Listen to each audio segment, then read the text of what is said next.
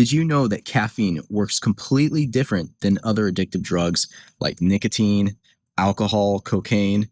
Because those other drugs, they go up into your brain and cause dopamine release. And when these drugs are causing dopamine release, your brain thinks, oh, let's make less dopamine. We already have too much of it.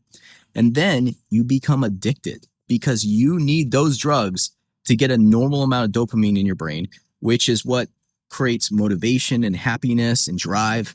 And so those drugs send you into a addictive cycle. Well, caffeine doesn't do that.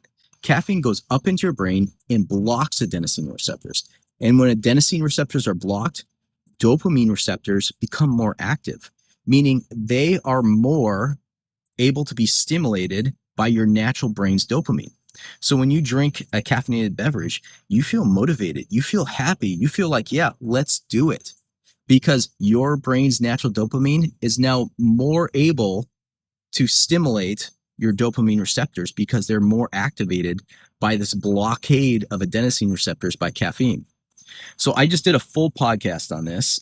My podcast is called the Dr. Kumar Discovery. I did an episode on caffeine where I talk about the biochemistry, the history, how it works in our body, how it motivates us, how it makes us essentially our best selves.